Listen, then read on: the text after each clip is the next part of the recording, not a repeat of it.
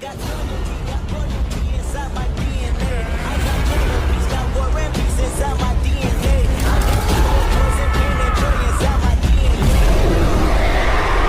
Hello and welcome back to my channel, FIC Fantasy. Today, we're kicking off the first part of our series, What If Tanjiro is Captured by Muzan? The author of this story is Orion Pax 1 from AO3. Now, let's dive into the fanfic. The thick, swollen rain clouds blotted out the sun, casting the mountain forest into an eerie, oppressive gloom. A small group of demon slayers hustled up the steep, winding path, their colorful haori cloaks snapping and fluttering in the gusting wind. Tanjiro led the way, his sharp crimson eyes scanning the darkened forest for any signs of danger. Behind him, Inosuke bounded along, his bare chest glistening with sweat despite the chilly air. Bringing up the rear was Kaijuro Rengoku, the flame Hashira, his imposing figure shielding the younger demon slayers from the driving rain. As the first fat raindrops began to fall, the group picked up their pace, desperate to find shelter before the storm hit in full force. The path became increasingly treacherous, the mud slick and unforgiving beneath their feet. Several times, one of the younger slayers would slip and slide, only to be quickly grabbed and steadied by their comrades. At last, they reached a small cave nestled into the mountainside. Without a moment's hesitation, the group filed into the dark, cool refuge, the younger members entering first. Kaijuro remained at the entrance, his broad back to the rain as he shielded the others from the elements. Once they were all settled, Zenitsu let out a deep sigh of relief, reaching up to wring out his soaked, golden hair. Inosuke, his body quickly adjusting to the cooler temperature, huffed and crossed his arms over his bare, rain-speckled chest. Tanjiro leaned back against the rough, stone wall, carefully pulling the wooden box containing his sister Nezuko closer to himself, giving the others more room. Tanjiro gently popped open the latch, peering inside with a warm smile. "You okay, Nezuko?" he murmured. A pair of glowing pink eyes blinked back at him, and a small hum of contentment rang out in response. Reassured, Tanjiro closed the lid once more. Tanjiro then turned his attention to Kaijuro, who had finally stepped fully into the cave, his hand resting on the hilt of his Nichiren sword. The flame Hashira's clothes and hair were soaked, droplets of water clinging to the crimson strands. "Rengoku-san. We can find another place if this cave is too small for you," Tanjiro offered, ever considerate of his companion's comfort. Kaijuro's amber eyes met Tanjiro's, and he shook his head with a small smile. "It's getting too dark and dangerous out there. I would prefer if you all were here, safe, rather than out in the storm." He paused, raindrops trailing down his face. "Though I thank you for offering. If you're sure." Tanjiro murmured, shuffling closer to Inosuke to try to give the Hashira more space. Inosuke grunted but complied, squeezing himself further into the cave's interior. Finally, Kaijuro was able to settle himself, the relentless rain no longer pounding against his back. The air inside the cave was heavy with the damp chill of the storm raging outside. A hush had fallen over the weary group of demon slayers, the only sounds being the patter of rain and the howling of the wind at the entrance. As the night grew darker and the temperature dropped, their damp clothing clung to them, making it increasingly difficult to stay warm. Tanjiro rested his head on his crossed arms atop Nezuko's box, watching the rain pouring past the shoulder of the flame Hashira, Kaijuro. The older man's expression was pensive as he gazed out at the storm. Tanjiro sighed deeply, closing his dark red eyes, hoping to find some respite from the exhaustion that had settled over him. Next to him, Zenitsu had fallen into a restless sleep, leaning against the grumbling but resigned Inosuke, who had also succumbed to the pull of exhaustion.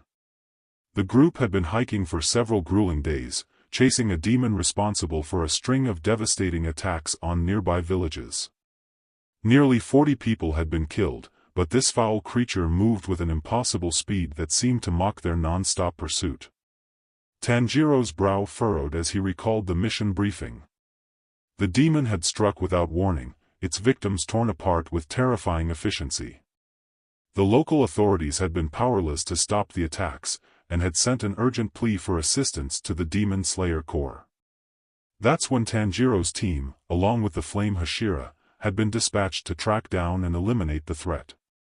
Yet, despite their best efforts, the demon had managed to evade them time and time again. Its speed and agility were unlike anything they had encountered before, and Tanjiro couldn't help but feel a growing sense of frustration and desperation. They had come so close, only to watch the demon disappear into the night, leaving a trail of devastation in its wake. As the storm raged on, Tanjiro knew they would need to find the strength to resume the hunt come first light. The lives of countless innocent villagers hung in the balance, and failure was simply not an option. With a steely resolve, he closed his eyes.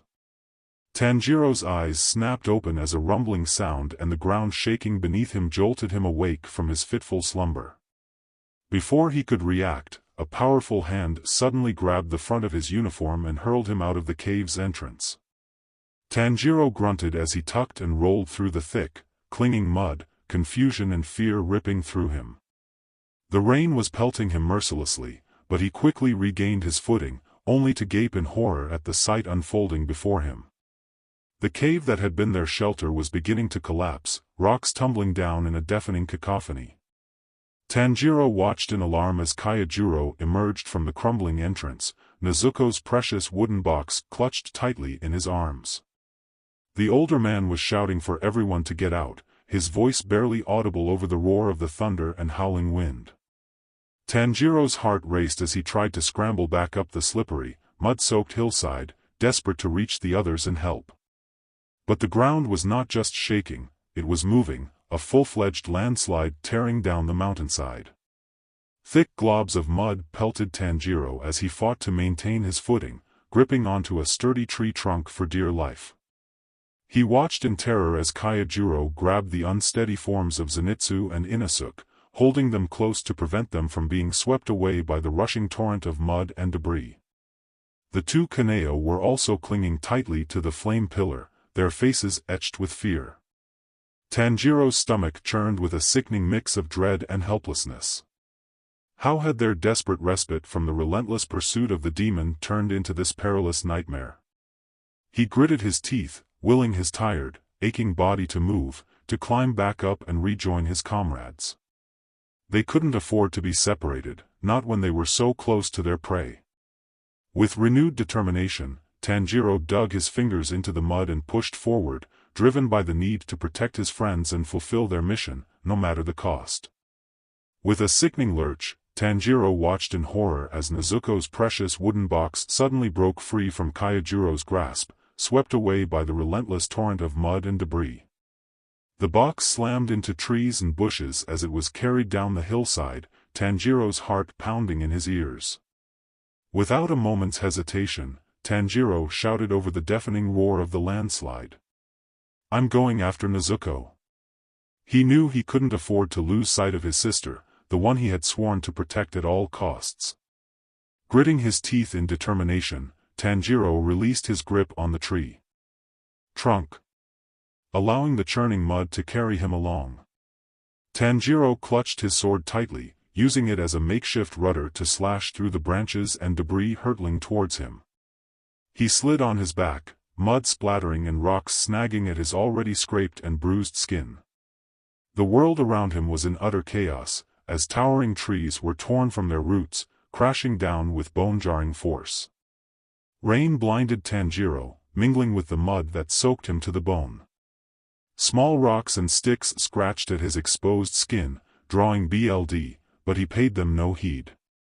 His sole focus was on catching up to Nezuko's box, which was splintering and breaking apart with each brutal impact. Tanjiro fought to keep the dark oak box in sight, reaching out desperately to grab the backpack straps that flapped wildly in the wind and mud. Suddenly, a large rock burst through the churning mess, slashing dangerously close between Tanjiro and his target. Reacting quickly, Tanjiro stabbed his sword into the ground, swngng himself out of harm's way. Now off course, Tanjiro scanned the debris-filled landscape, searching for anything that could help him get closer to his sister.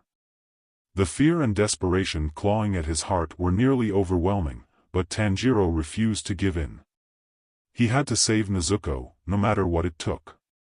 A tree a couple of meters away was dangerously rolling on its side, breaking its branches and flinging dirt in all directions. Tanjiro tried to grab onto one of the branches to lift himself out of the raging slide. Balancing on top of the log, he used it to jump to a stable rock, then to a large stump, hoping to get closer to the box by jumping from place to place rather than sliding and hurting himself more. His sister's box was still a few meters to his left, but something in the distance made his stomach drop. A drop, there was a cliff. Tanjiro couldn't see how far it dropped, but he knew it wasn't good. Fear gripped his heart as he lunged forward, no longer concerned with being cautious. He needed to reach Nezuko, and he needed to do it fast. The mud made it difficult to stay steady as it raced under his feet and knees, tripping him and making him slip under the mud, plunging down into the dark depths before he pushed himself up rather than continuing to roll, trapped under the sludge. Mud caked his face, blinding him as he frantically wiped the slick, wet soil from his eyes and face. He was close, and as he reached out, he stumbled again. But his hand finally snatched the box's straps, and he blindly lifted the cracked box up onto his shoulder. Whipping his head side to side to clear the mud from his eyes, Tanjiro could see the trees tilting and falling over the edge.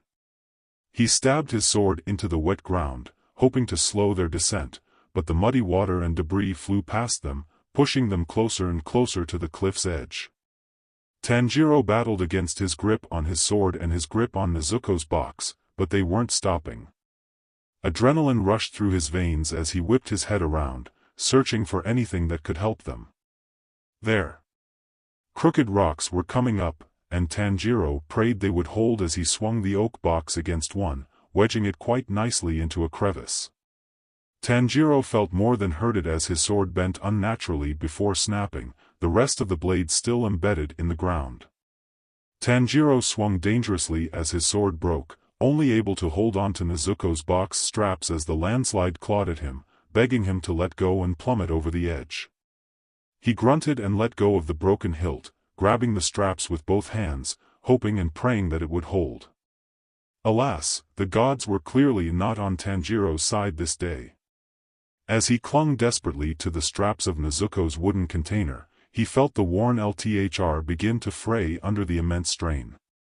Tanjiro swore through gritted teeth, his eyes darting around in search of another sturdy handhold, another means of anchoring himself and the precious box against the relentless pull of the raging landslide.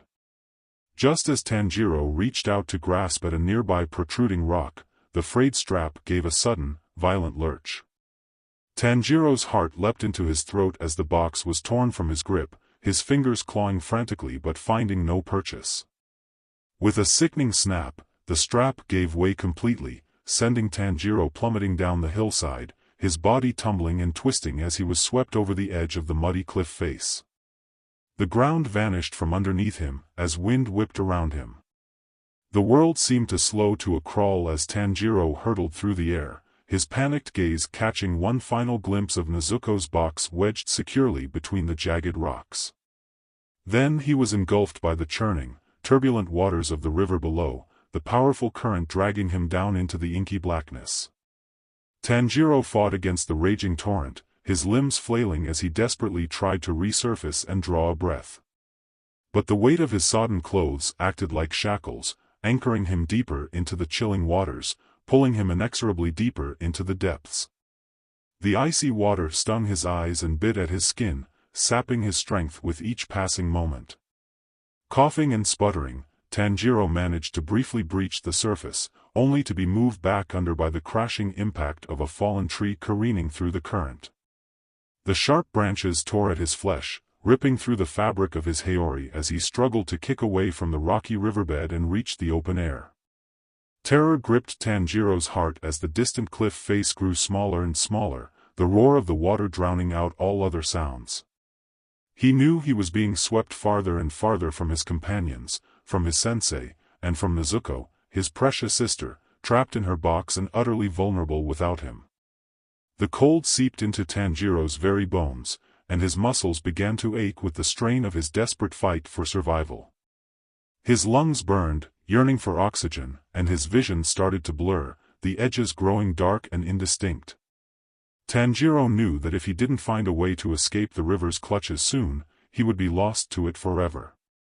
With a renewed burst of adrenaline-fueled determination, Tanjiro kicked and clawed his way toward the surface, his tired limbs protesting with every movement. Just as the last remnants of his strength began to ebb away, his hand finally broke through the churning waves, grasping at the fleeting chance of salvation. Tanjiro gulped down precious mouthfuls of air, his chest heaving as he struggled to keep his head above the water. But even as he fought to stay afloat, a sense of overwhelming despair began to creep into his mind. Nezuko was alone, trapped in her box and at the mercy of the unpredictable landslide. And he was powerless to protect her, adrift in the merciless current, slowly being swept farther and farther away. Tanjiro's wet hair clung to his face, sometimes blinding him as he fought to keep his head above the raging torrent. With each crashing wave, frigid water poured over him, filling his mouth and nose, stealing his breath away. He desperately called out, but his voice was drowned out by the deafening roar of the river's fury. Each time he managed to break the surface, Tanjiro gulped down precious mouthfuls of air before being pulled back under by the unforgiving current. The icy water stung his eyes, blurring his vision, and the tumultuous churning made him dizzy and disoriented. With each passing moment, his strength was waning, the lack of oxygen making his chest ache and his limbs grow heavy. As he was pulled under once more, a cold, paralyzing fear gripped Tanjiro's heart. Gazing into the pitch-black depths, he could no longer see the riverbed rushing by. The realization that he might drown, that he might be lost to this raging torrent forever, struck him with a sickening, all-consuming terror.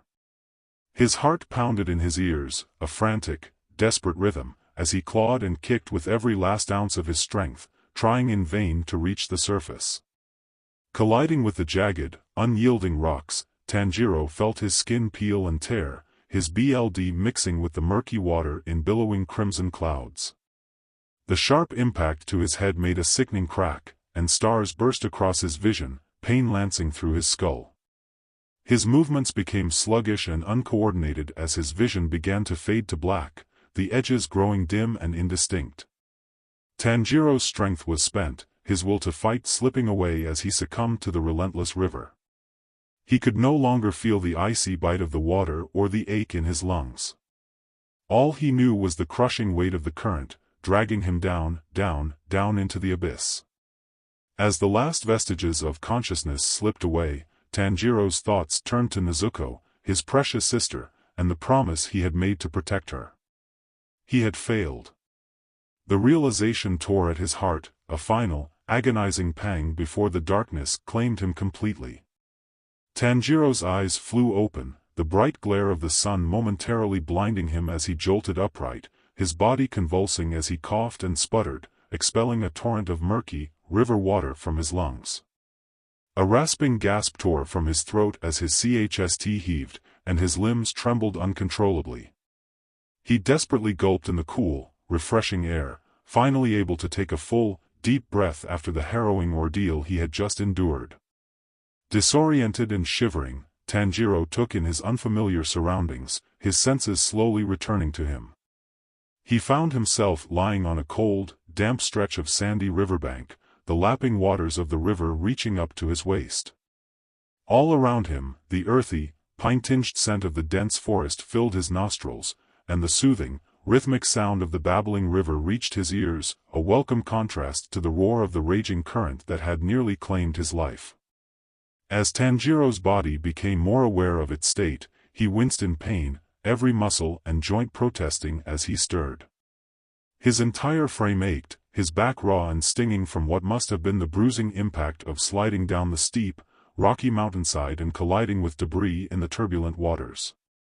Cuts and scrapes littered his arms and legs, the result of collisions with sharp rocks and twigs during his tumultuous journey down the river. But above all, Tanjiro was bitterly cold. His sodden clothes clung to his shivering skin, and chills raced down his spine, his body trembling uncontrollably. He was utterly spent, every muscle protesting as he slowly began to move, testing each limb for any serious injuries. To his relief, nothing seemed to be broken, and after a moment of wobbly effort, he managed to rise to his feet, swaying slightly as he regained his balance. Tanjiro's mind raced as he tried to piece together what had happened.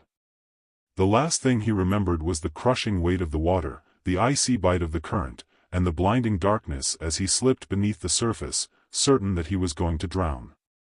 Yet here he was, alive and somehow washed up on the riverbank, his survival a miraculous testament to his strength and determination. Panic suddenly gripped Tanjiro as he realized that he had no idea where Nezuko was. Had she been swept away in the torrent as well? Was she lost somewhere, trapped and alone? The thought of his precious sister in peril filled him with a sense of dread, and he began to frantically scan the area, calling out her name, his voice echoing through the trees. His throat hurt as he called out, "No avails, she wasn't here." Tanjiro sighed, hopefully she was safe with Koyajuro and the others. As Tanjiro looked around he started to look at himself as well, realizing just how terrible he looked and felt. Tanjiro's once pristine, signature Haori was now in tatters, the once vibrant seafoam green fabric stained with mud and torn in numerous places, exposing his plain Demon Slay Corps black uniform underneath. The sturdy, reinforced Zoris sandals that had carried him faithfully through countless challenges were now gone, lost to the raging river, leaving his soaked white-socked feet to tread carefully across the uneven, rocky terrain. Undeterred, Tanjiro pressed onward, his keen senses guiding him through the unfamiliar forest as he trekked towards the towering, ancient pine trees that dotted the horizon. He knew he was now far from the mountainous region where he and his group had been traveling, as the surrounding landscape had a distinctly different character. Instead of the familiar great oaks and lush, verdant undergrowth he was accustomed to, this forest was dominated by the tall, imposing pines, their branches reaching skyward in a solemn, almost somber manner. The terrain was also notably flatter than the rugged, hilly plains his companions and he had been traversing prior to his harrowing ordeal.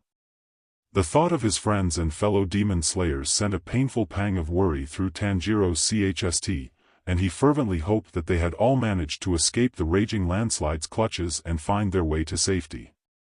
But for now, his focus had to remain on his own survival, as he knew he was likely far from any familiar landmarks or routes. Conserving his waning energy, Tanjiro would occasionally lean against the rough, weathered trunks of the towering pines as he continued on his solitary journey. Luckily, the sun was high in the clear, azure sky, providing ample light to guide his way. Eventually, he came across a small, natural ledge beneath a slightly steep, grassy hill, which created a cozy, covered space, the perfect spot to establish a temporary camp and seek refuge. Nodding in approval at the potential shelter, Tanjiro quickly got to work clearing away some of the surrounding brush and dead leaves to create a small fire pit. Gathering an armful of sticks and dry, dead brush, he carefully constructed a miniature teepee structure, methodically arranging the kindling to ensure the fire would catch and burn steadily. Tanjiro then rummaged through the remaining contents of his pockets, hoping to find anything that had managed to survive the previous night's harrowing ordeal in the raging river. To his relief, he located his precious flint, but his steel had been lost, likely swept away by the torrent. Similarly, the food he had been carrying was now waterlogged and spoiled, rendering it completely inedible. However, Tanjiro was pleased to find that both of his ancestral Hanafuda earrings remained intact, the delicate, lacquered wooden tiles still securely in place in both of his ears. With a sinking feeling in his stomach, Tanjiro realized he would have to resort to more primitive methods to kindle a flame. Taking a deep, steadying breath, Tanjiro shrugged off his damp haori and tore a long strip from the sleeve of his Demon Slayer Corps black uniform. Wrapping the fabric tightly around a sturdy stick, he selected another stick and began vigorously rubbing and twisting it against the wrapped tip. His brow furrowed in concentration as he worked, sweat beading on his forehead from the effort. After several minutes of relentless motion, Tanjiro finally caught a glimpse of a glowing ember within the fabric. Carefully cupping his hands around it, he gently blew, coaxing the ember into a small, flickering flame. A surge of relief washed over Tanjiro as the fire caught and began to grow. He quickly added more dry kindling, watching as the flames licked hungrily at the twigs and leaves. The crackling warmth was a welcome comfort against the chill of his damp clothes and the unfamiliar, shadowy forest surrounding him. Tanjiro pulled his knees to his chest, savoring the heat on his exposed skin as he surveyed his makeshift camp. With the fire now providing a steady source of light, Tanjiro could see the full extent of his disheveled appearance. His uniform was rumpled and stained, and his hair had fallen from its usual neat style, tumbling wildly around his face. Gingerly, he peeled off the remaining wet layers, hanging them as close to the flames as he dared in the hopes they would dry. As the garments warmed and released their damp scent, Tanjiro felt a subtle tension leave his body. He rolled his shoulders, wincing slightly at the residual soreness from his fall. Tanjiro's stomach then gave a loud rumble, reminding him of his pressing need for sustenance. Steeling his resolve, he rose from his seated position and stepped back into the shadowy forest, his keen eyes scanning the undergrowth for any edible plants or wildlife. As Tanjiro continued his trek through the dense forest, his keen eyes scanned the undergrowth for any edible plants or useful resources. After some time, he spotted several clusters of mushrooms growing near the base of an old tree. Carefully examining them, Tanjiro recognized the familiar cap shapes and gills of a variety he knew to be safe for consumption. Gently plucking the mushrooms from the soil, he placed them in one of his large pockets on his breaths, making sure not to damage them.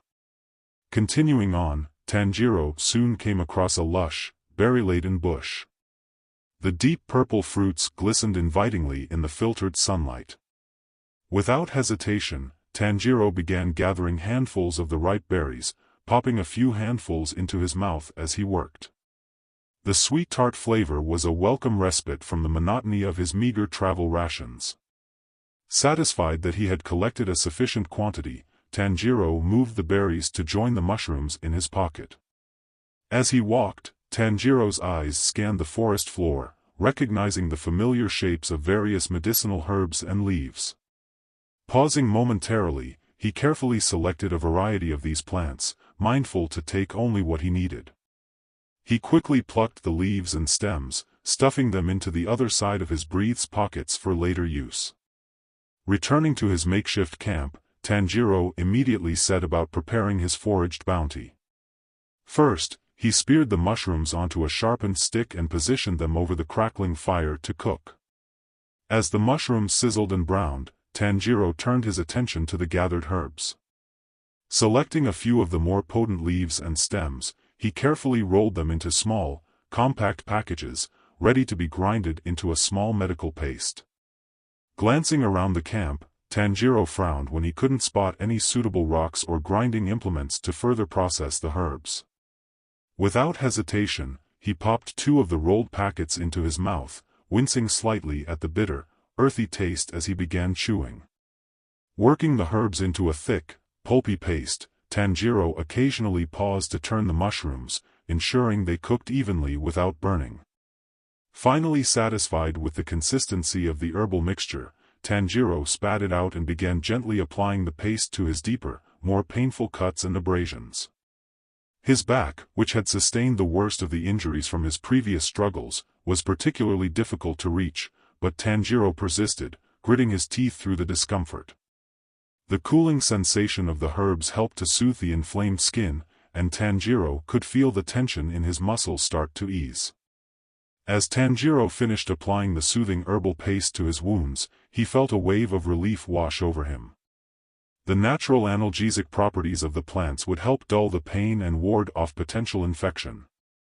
Though he was still deeply concerned for the well-being of his comrades, the young demon slayer allowed himself a small, hopeful smile, grateful that he had managed to secure some much-needed sustenance and basic medical treatment in this unfamiliar wilderness. Leaning back, Tanjiro rested his weary body against the mossy, earthen wall behind him, taking a moment to survey his surroundings. The forest was alive with the gentle rustling of leaves and the melodic calls of unseen birds. Sunlight filtered down through the dense canopy, casting a warm, dappled glow over the scene. Nearby, the crackling campfire cast flickering shadows across the leaf-strewn ground, the sizzling mushrooms giving off a savory aroma that made Tanjiro's stomach rumble. Tanjiro let out a soft sigh as he gazed up at the vast, open sky. Clouds lazily drifted by, their wispy forms casting shifting patterns of light and shadow. The tranquility of this small respite was a welcome balm after the harrowing ordeal he had endured. Closing his eyes, Tanjiro allowed the sounds and scents of the forest to wash over him, taking a moment to collect his thoughts and steady his nerves.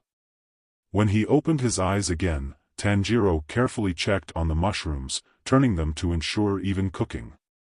The earthy, slightly charred aroma was mouth-watering, and he knew the nutritious fungi would provide much-needed sustenance to fuel his journey ahead. With his injuries tended to and a modest meal on the way, Tanjiro felt a renewed sense of determination and purpose. Though the road ahead would undoubtedly be fraught with danger, he was ready to face whatever challenges lay in store. Finally deeming the mushrooms sufficiently cooked, Tanjiro carefully plucked them from the crackling flames, blowing gently to cool the steaming fungi. Taking his first tentative bite, he winced slightly as the hot food scalded his tongue, but the dull, earthy flavor and slightly chewy texture of the mushrooms was immensely satisfying after his long ordeal. Savoring each morsel, Tanjiro ate his fill, methodically chewing and swallowing as his ravenous hunger gradually abated. With his modest meal complete, Tanjiro turned his attention to his damp and disheveled clothing. Gingerly, he pulled on his tattered haori, the familiar fabric offering a sense of comfort and reassurance as it settled around his weary frame. Next, he meticulously donned the rest of his garments, ensuring each article was properly adjusted and secured. Satisfied with his appearance, he folded the haori into a makeshift pillow and laid down, intent on snatching a much-needed respite. As the sun's warm rays caressed his skin, the soothing sounds of birdsong and the distant hum of cicadas began to lull Tanjiro into a light slumber. Though he knew he could not afford to sleep deeply, with no weapon to defend himself, the young man allowed his weary eyes to drift shut, his mind momentarily free of the worries and perils that had plagued him.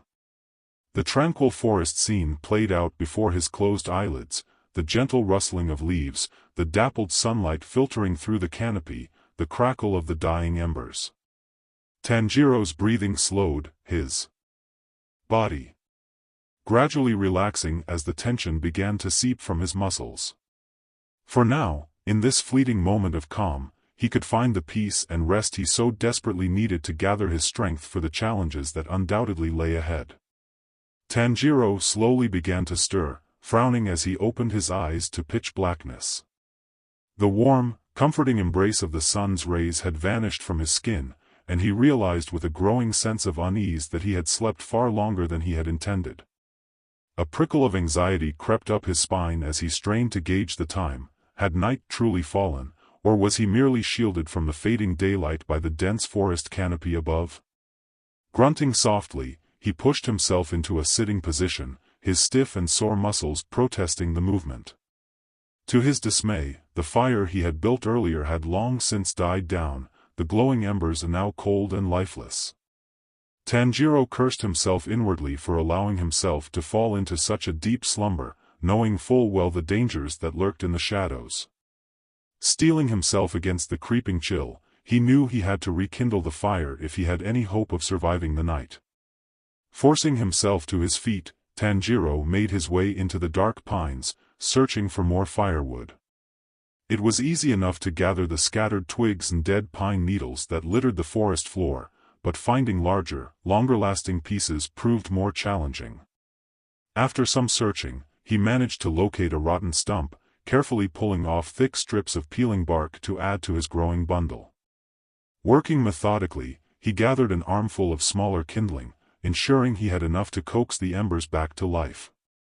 Returning to the dying fire pit, Tanjiro crouched down and gently arranged the new fuel, blowing lightly to encourage the first flickers of flame. It took several minutes of patient tending, but eventually the embers began to glow, small wisps of smoke rising into the air. Satisfied, Tanjiro added a few more pieces of wood, watching as the fire slowly but surely gained strength, the dancing flames casting flickering shadows across the forest floor. With the fire secured, Tanjiro allowed himself a brief moment of relief, though he knew he could not afford to let his guard down. Glancing around warily, he scanned the tree-line for any signs of movement, his hand instinctively moving to rest on the hilt of his sword. The forest seemed eerily quiet, save for the occasional hoot of an owl or the rustling of leaves in the cool breeze. Still, he refused to be lulled into a false sense of security. Turning his attention back to the fire, Tanjiro searched his meager supplies, hoping to find something more substantial to eat than the meager mushrooms he had consumed earlier. To his dismay, his rations were dwindling rapidly, and he knew he would need to venture out to hunt or forage soon. For now, he settled for a handful of berries he saved, their tart sweetness providing a welcome burst of energy. As he chewed slowly, savoring each morsel. Sighing in relief, Tanjiro leaned back and tilted his head skyward, taking in the breathtaking sight of the clear night sky. The stars twinkled like tiny pinholes in a vast, inky blue-black canvas, the cool breeze caressing his face with the familiar sense of pine and mountain air. For a moment, he allowed himself to revel in the tranquility of the moment, his muscles relaxing as the tension of the day's journey melted away. However, that brief respite was shattered as a new, unsettling scent reached his nose, the unmistakable stench of a demon. Tanjiro's eyes widened, his senses immediately on high alert, every muscle in his body poised to spring into action at the first sign of danger. A cold chill ran down his spine, and he felt the hairs on the back of his neck stand on end, his body instinctively reacting to the presence of the demonic threat. Tanjiro's fingers grasped at empty air as he reached instinctively for the familiar weight of his sword, a reflex born from countless battles against the demonic forces that threatened his world. A frustrated curse escaped his lips as the realization sank in, his weapon, his sword had broken in the landslide. Panic began to take root in the pit of his stomach, and Tanjiro could feel his heart pounding in his chest, the steady rhythm echoing in his ears. Forcing himself to remain calm, Tanjiro quickly pushed the panic aside, his sharp eyes scanning the forest floor around him for any potential makeshift weapon. A rock, a sturdy branch, even a simple stick, anything that could be used to defend himself would have been a welcomed sight. Yet the campsite offered no such options, the ground devoid of anything substantial enough to wield against the looming danger. Tanjiro's breath caught in his throat as he realized the full extent of his vulnerability. Without his sword, he was woefully unprepared to face the demon that stalked the shadows, his usual arsenal of skills and techniques rendered useless. A wave of uncertainty and fear washed over him, his mind racing with the realization that he might not be able to protect himself if the demon chose to attack. Gritting his teeth, Tanjiro forced himself to push past the debilitating emotions, his determination to survive overriding the growing sense of dread. He knew that he couldn't afford to succumb to fear, not when the very existence of his world hung in the balance. As the cool night air caressed his skin, Tanjiro could feel the adrenaline coursing through his veins, his body poised and ready for the confrontation that he knew was inevitable. The forest was deathly silent, save for the faint crackling of the fire and the occasional rustling of leaves, and the tension in the air was palpable, the very atmosphere charged with a sense of impending danger. Tanjiro balled his fist as he braced himself for the onslaught, his eyes narrowing as he tried to discern the nature of the threat. He knew that he was at a significant disadvantage without his sword, but he was determined to give the demon a fight it would not soon forget. His muscles coiled like springs, ready to spring into action at the slightest provocation, and his senses remained on high alert, scanning the tree-line for any sign of movement. The waiting was the hardest part, the uncertainty and fear gnawing at the edges of his consciousness. Tanjiro could feel the adrenaline coursing through his veins, his heart pounding in his chest, and he knew that he needed to remain calm and focused if he was to have any chance of survival. With a deep, steadying breath, he tried to center himself, drawing on the lessons and techniques he had mastered over the years to remain grounded and present in the moment. Tanjiro's heart raced as he accepted the grim reality: he was in no condition to engage in combat. His muscles, still aching from his previous struggles, and some wounds still seeping small amounts of blood, would not be able to withstand the rigors of a fight. His only choice was to flee. With a deep, steadying breath, Tanjiro's crimson eyes flicked back and forth, taking in the eerie scene that surrounded him. The forest beyond the flickering firelight had faded into an impenetrable blackness, the towering pines casting long, foreboding shadows that seemed to stretch endlessly. The twisted, gnarled branches reached out like bony fingers, as if trying to grasp at him. The air was thick with the scent of decay, a cloying stench that made Tanjiro's stomach churn. The night was unnaturally silent, the usual chorus of chirping crickets and hooting owls conspicuously absent, leaving only the sound of Tanjiro's own laboured breathing and the thunderous pounding of his heart. It was as if the very forest itself had been drained of life, leaving behind a haunting, deathly stillness. Suddenly, a faint sound reached his ears: footsteps, drawing closer with each passing moment. Tanjiro shifted his stance, positioning himself to face the approaching threat, every muscle tensed and poised to react. The footsteps grew nearer, louder, until they abruptly ceased. The deafening silence that followed was almost palpable, and Tanjiro found himself holding his breath, straining to detect even the slightest hint of movement or sound. The shadows seemed to press in around him, as if the very darkness were alive and closing in. Tanjiro's eyes darted to and fro, searching the impenetrable blackness for any sign of his pursuer. The flickering firelight cast distorted, dancing shadows that only added to the sense of unease and dread that had settled over him. He could feel the sweat beading on his brow, his heart pounding in his ears, as he waited with bated breath for the inevitable confrontation. The seconds ticked by, each one seeming to stretch on for an eternity. Tanjiro's muscles were taut, his senses heightened, as he braced himself for the unknown. The air was thick with tension, the silence almost deafening, as he waited in the shadows, his fate hanging in the balance.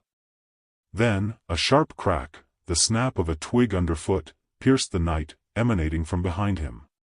Tanjiro whipped around, every nerve ending on high alert, and there, just beyond the reach of the fire's feeble light, a pair of glowing yellow eyes emerged from the darkness.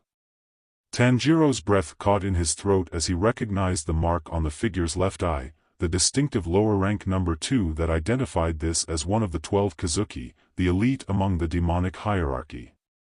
Fear coiled around his heart, threatening to paralyze him. As the realization sank in, he was woefully unprepared to face such a formidable foe. The demon's presence loomed over him, a towering, menacing shadow that seemed to blot out the very stars in the sky. Tanjiro could feel the weight of its power, the sheer, overwhelming force that threatened to crush his spirit and leave him helpless in the face of its wrath. Beads of sweat trickled down his brow, and Tanjiro struggled to maintain his composure, his fingers trembling slightly as he tightened his grip on his sword. The air was heavy with an oppressive, foreboding presence, as if the very forest itself had become an extension of the demon's dark will. Tanjiro's heart pounded in his chest, his mind racing as he desperately tried to formulate a plan of action. He knew that he could not afford to let his fear consume him, for that would only invite the demon's wrath and lead to his own demise.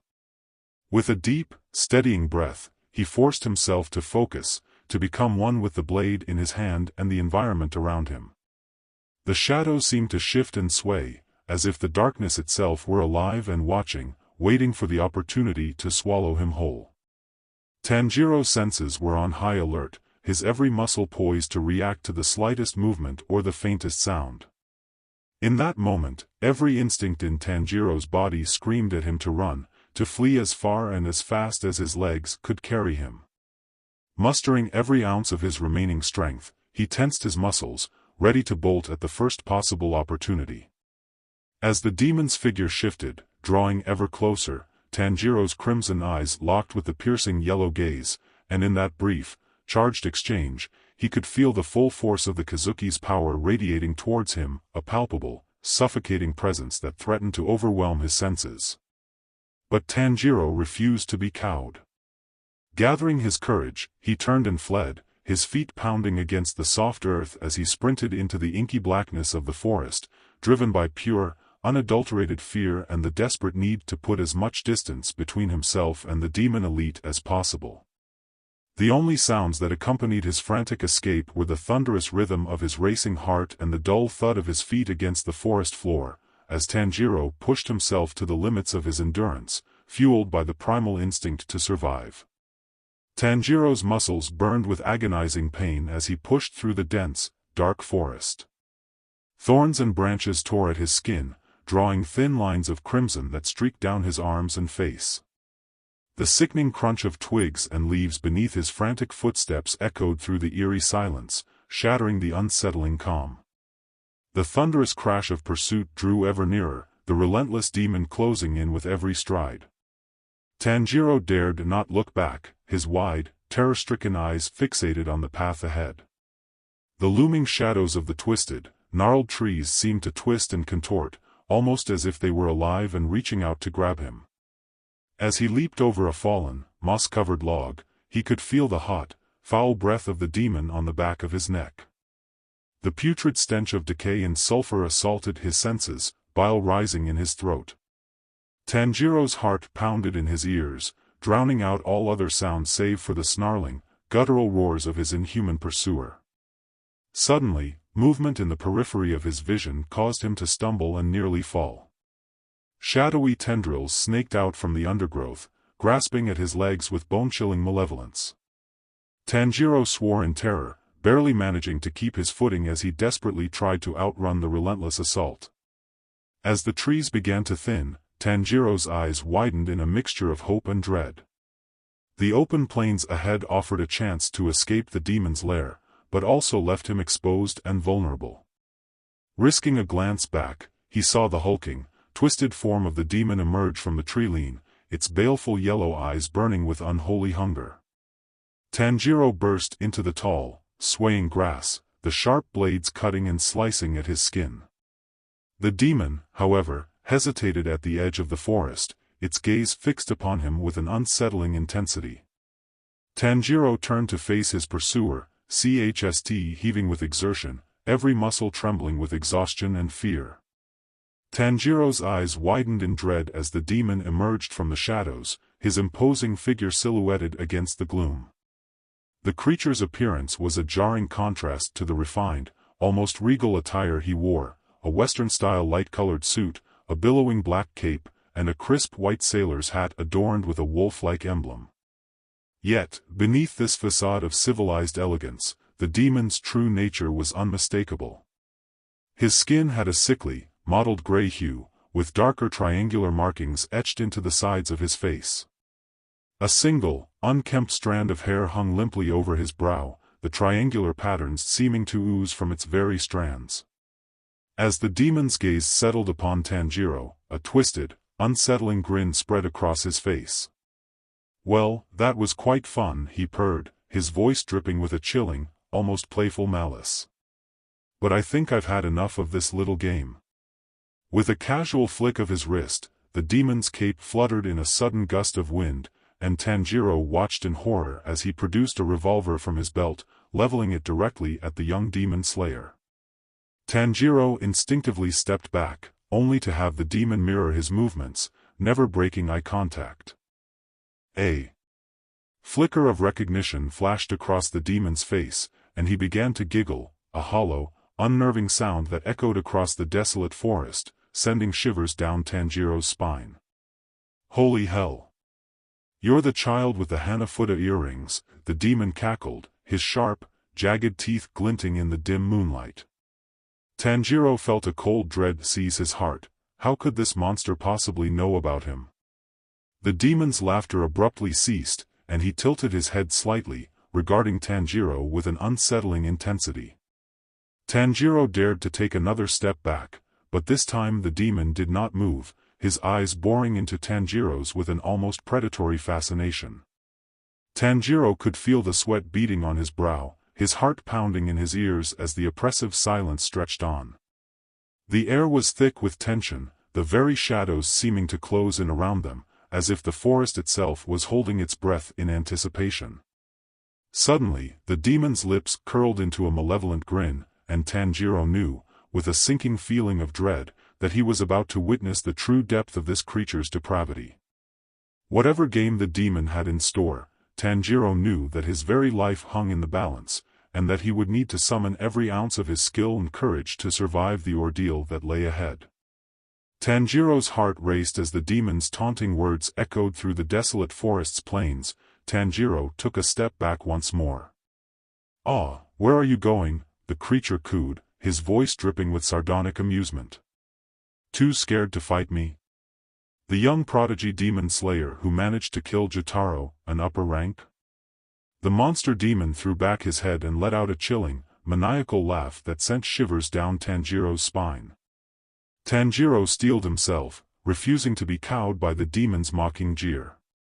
He may have defeated a powerful foe before, but he knew all too well the dangers that lurked in the shadows. Suddenly, the demon's expression shifted, his features contorting into a toothy, predatory grin. In the blink of an eye, the monster was standing mere inches from Tanjiro, his looming presence casting a dark shadow over the young demon slayer. Tanjiro flinched, bracing himself for an attack, but he merely stood there, his piercing gaze boring into Tanjiro's very soul. "Though I doubt you'll have the chance to use it," the demon purred, "the name's Harrow." His tone was almost conversational, belying the palpable menace that radiated from him. "I did enjoy our little game of chase, but I'm afraid I'll have to end it sooner than I'd like." The demon's grin widened, and Tanjiro could see the unsettling gleam in his eyes. "After all, Lord Muzan will be so pleased to see you." Before Tanjiro could react, Harrow snapped his fingers, and the ground beneath their feet began to shift and tremble. Tanjiro's eyes widened in horror as the earth transformed into a roiling sea of shadows, writhing and clawing at his feet, dragging him down. He struggled desperately, but the inky darkness clung to him like tar, threatening to swallow him whole. Tanjiro's attempts to free himself only seemed to agitate the shadows further, and in his panic, he reached out and grasped at Harrow, trying to pull the demon down with him. Harrow hissed in fury, his features contorting into a mask of rage as he fought to pry Tanjiro's hands from his clothing. "Let go, you little brat," the demon snarled, before raising his revolver and bringing it down with a sickening crack against Tanjiro's temple. Tanjiro's vision swam, and his grip on the demon slackened as he succumbed to the darkness. As Tanjiro's unconscious form fell back into the bubbling shadows like a puppet cut its strings. Harrow let out a huff of irritation, holstering his weapon and watching as the shadowy pit closed, sealing the young demon slayer away. The demon's lips curled into a sinister grin. "Muzan is going to have fun with him." Tanjiro's head pounded with an agonizing throb, the sensation searing through his skull like a white-hot iron. As he slowly regained consciousness, he became acutely aware of an itchy, crusty sensation on his forehead, dried blood, the remnants of a vicious blow that had left him reeling. Wincing, he raised a trembling hand to the tender, swollen skin, his fingertips tracing the ragged edges of the gash. Disoriented and disquieted, Tanjiro forced his eyes open, only to be assaulted by an overwhelming brightness that made him flinch. Squinting against the glare, he gradually took in his surroundings, the towering, ornate arches from which dozens of lanterns hung, casting an eerie, flickering glow, the intricate wooden structures suspended haphazardly in the air, walkways twisting and turning in a dizzying maze. And beneath him, the polished bamboo flooring, a telltale sign that he was in a place of great power and importance. Tanjiro's heart raced as realization dawned, this was no ordinary locale. This was the Infinity Castle, the very heart of the demonic realm, a place of unspeakable evil and unspeakable power. He had heard the stories, the whispered warnings, but to be here, in the flesh, was a nightmare beyond imagining. A chill ran down his spine, and he felt a wave of nausea wash over him. His palms grew clammy, and his breathing quickened, shallow and ragged. The air itself seemed to press in on him, heavy and oppressive, laced with a palpable sense of dread. Tanjiro's eyes darted frantically, searching for an escape, for any sign of a way out, but the twisting pathways and towering structures only served to emphasize his utter isolation and vulnerability. Slowly, ever so slowly, the gravity of his situation began to sink in. He was trapped, alone, in the very heart of the demon's domain, a place where nightmares were born, where unspeakable horrors lurked in the shadows. Tanjiro felt the weight of his predicament like a physical burden, crushing his chest and stealing his breath. As he sat there, shaking and disoriented, one thought crystallized in his mind, a single, terrifying realization that sent a fresh wave of dread coursing through him: he was not safe. He was never safe, not here, not in this cursed place. And the demons, the monstrous entities that called this twisted realm home, were surely aware of his presence, even now, closing in for the kill. Tanjiro was about to hastily stand before a voice rang out through the otherwise silent castle, sending a fresh wave of terror coursing through his veins. "I must say, I'm rather disappointed. I was expecting you to be more of a challenge." Tanjiro flinched, every muscle in his body tightening with unadulterated fear as he slowly turned his head towards the source of the chilling words. There, seated upon a dark, ornately carved wooden chair, sat the demon lord himself, Muzan, his bright, slit-like eyes boring into Tanjiro's very soul, his hands folded neatly beneath his chin, as if in thoughtful contemplation. Tanjiro could physically feel the oppressive demonic power emanating from the entity, a palpable aura of malevolence that chilled him to the bone and made the hair on the back of his neck stand on end. Tanjiro's heart thundered in his chest, his palms growing clammy as a sense of dread and utter hopelessness threatened to overwhelm him. He knew, in the deepest recesses of his mind, that he was utterly outmatched, a mere mortal pitted against a being of unspeakable power and cruelty. The Infinity Castle, this twisted, nightmarish realm, was Muzan's domain, a place where the demon lord reigned supreme, where Tanjiro's life hung by the thinnest of threads. As Tanjiro gazed upon Muzan's unnaturally pale, almost translucent skin, his sharp, angular features, and his eyes that seemed to bore into the very depths of Tanjiro's soul, a sense of pure, unadulterated terror gripped him. He felt like a helpless rabbit caught in the jaws of a ravenous predator, knowing that any moment, his life could be snuffed out in the most horrific of ways. The air in the chamber grew thick and oppressive, the shadows seeming to close in around Tanjiro, as if the very walls were alive and conspiring against him. He could hear the faint, otherworldly whispers of demonic entities, the chittering of unseen horrors that lurked in the darkened corners, and the unsettling sense that he was being watched, hunted, by an untold number of malevolent eyes. Tanjiro's mouth went dry, and he found himself unable to speak, his voice trapped in his throat by the sheer weight of the situation. He felt utterly powerless, a mere insect in the presence of a godlike being, and the realization that he might not survive this encounter filled him with a profound sense of dread and despair. Tanjiro took a step back out of pure, instinctual reflex, his body recoiling in the face of the demon king's chilling presence. But Muzan's eyes only hardened, the malevolent glint within them sharpening like daggers. "I expected more from someone like you," the demon lord spoke, his voice dripping with a sickening, almost casual calm that sent a shiver down Tanjiro's spine.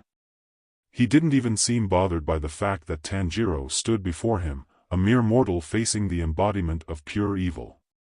Tanjiro's teeth clicked together as he closed his mouth, his throat working as he swallowed hard, desperately trying to gather the courage to speak. "What do you want?" he hissed out, his hands balling into trembling fists at his sides.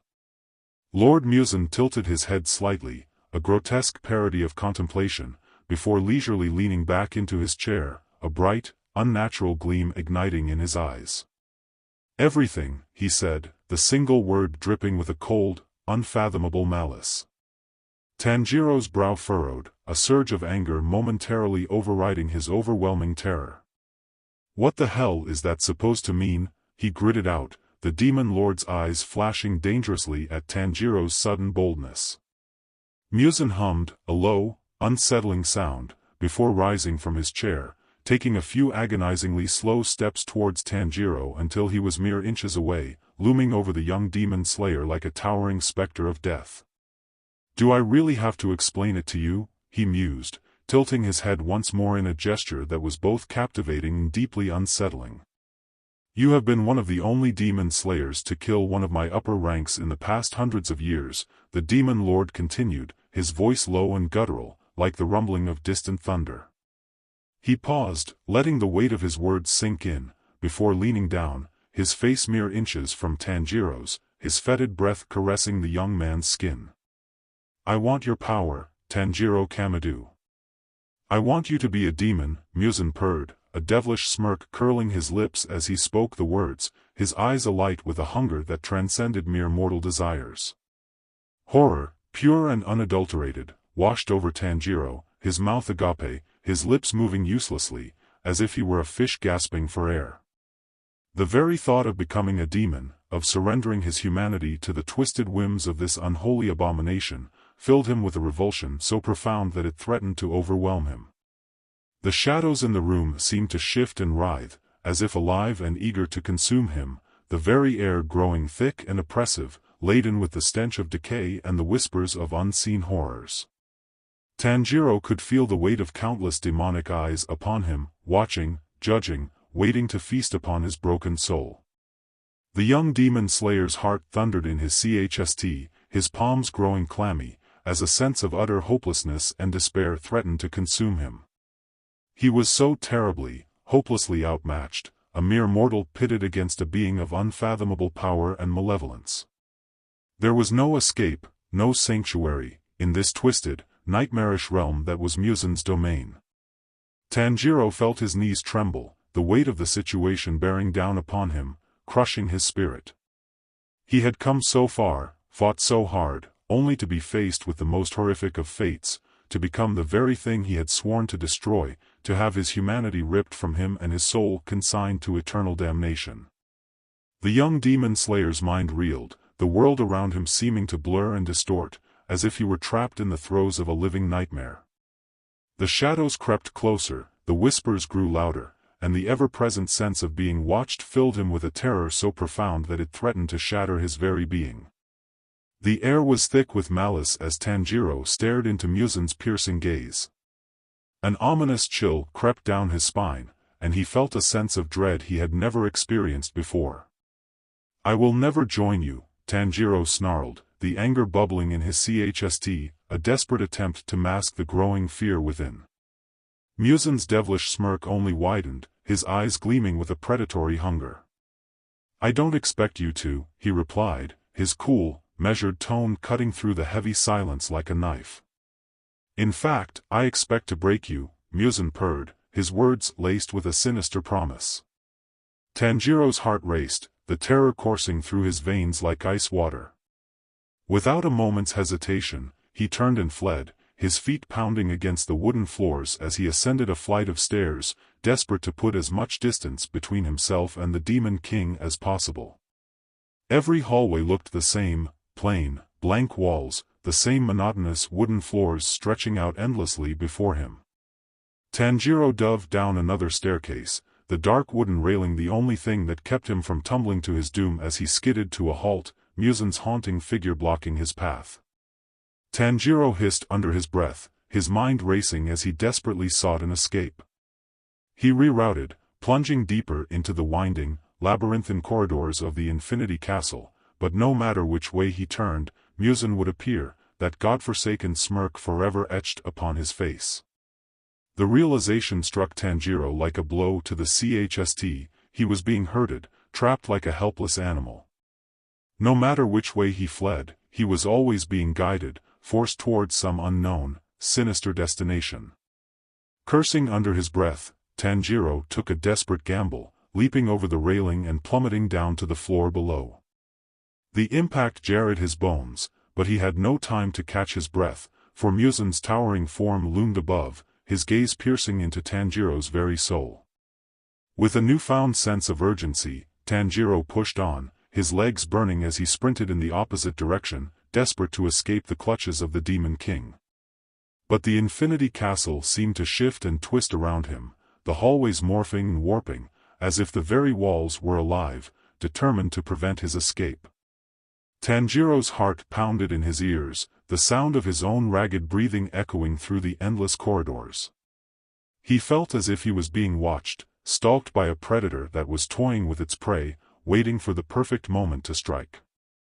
The shadows seemed to grow deeper, the air growing colder and more oppressive with every step. Tanjiro could feel the weight of Muzan's presence, a suffocating aura that seemed to seep into his very being, draining him of his strength and resolve. As he ran, Tanjiro couldn't shake the feeling that he was being herded, that Muzan was leading him toward some unspeakable fate, a fate that would shatter him, body and soul. The thought of succumbing to the Demon King's twisted desires filled him with a sense of dread so profound, it threatened to consume him. Tanjiro's heart pounded in his chest as he burst into the open room, the creaking floorboards beneath his feet a deafening cacophony in the oppressive silence. Without a moment's hesitation, he fled through the back door, desperate to put as much distance between himself and the Demon King as possible. The walkway beyond stretched out before him, a seemingly endless expanse of weathered, groaning wood. Tanjiro's heavy footsteps echoed through the eerie quiet, his ragged breathing the only sound that pierced the suffocating stillness. Every so often, Muzan's towering figure would materialize, blocking Tanjiro's path, that same insidious smirk etched upon his features. Tanjiro's heart would lurch in his chest, the terror threatening to overwhelm him, but he pressed on, desperate to escape the demon's clutches. As he ran, Tanjiro couldn't help but wonder if he was heading in the right direction. Was he truly escaping, or was Muzan leading him exactly where he wanted him to go? The thought sent a shiver down his spine, and he knew he had to take another risk. Summoning what little strength he had left, Tanjiro launched himself over the edge of the walkway, plummeting down to the staircase below. The impact jarred his body, the sharp edges of the stairs tearing at his flesh as he tumbled downward. Pain lanced through him, but he forced himself to his feet, ignoring the agony that threatened to consume him. Tanjiro pressed on, his movements now moral-bred, his lungs burning with each gasping breath. The shadows seemed to close in around him, the air growing thick and oppressive, as if the very essence of the Infinity Castle was conspiring to break his spirit. He could feel Muzan's presence, a suffocating aura that seemed to seep into his very being, draining him of his strength and resolve. The Demon King was toying with him, herding him like a helpless animal towards some unspeakable fate.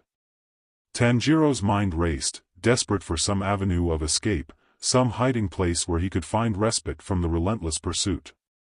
But this was Muzan's domain, and the very walls seemed to shift and twist, trapping him in a nightmarish labyrinth from which there was no escape. As he ran, the shadows grew deeper, the air colder and more oppressive, until Tanjiro felt as if he was being watched, stalked by a predator that was waiting for the perfect moment to strike. The sense of dread and hopelessness threatened to consume him, but he pushed on, determined to survive, even if it meant facing the Demon King himself.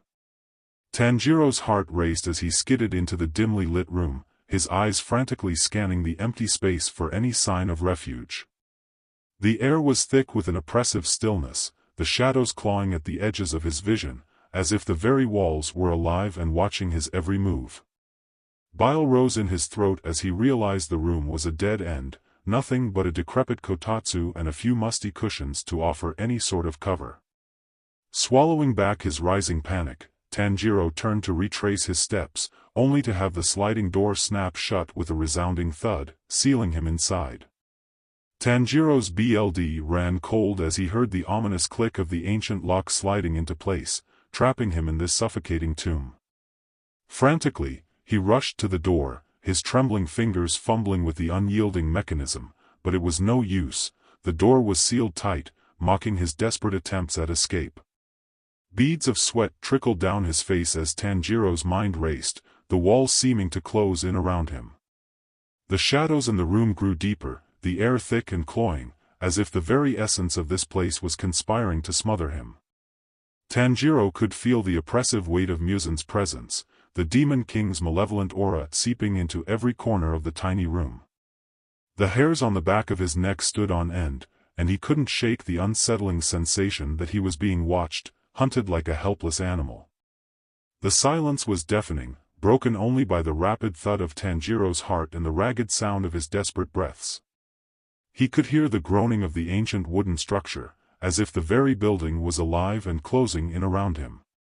Tanjiro pressed his back against the unyielding door, his wide, terror-filled eyes scanning the room for any possible means of escape. But there was nothing but the oppressive darkness and the suffocating sense of impending doom. He knew that Muzan was out there, stalking him, toying with him, waiting for the perfect moment to strike. The thought sent a shiver of pure dread down Tanjiro's spine, and he fought to suppress the overwhelming urge to scream. In the stifling silence, Tanjiro could almost hear the Demon King's malevolent laughter, mocking his futile attempts at survival. He was trapped, a mouse in a cat's cruel game, and the realization filled him with a crushing sense of helplessness. As the shadows crept ever closer, Tanjiro steeled his resolve, determined to face whatever horrors lay in store for him.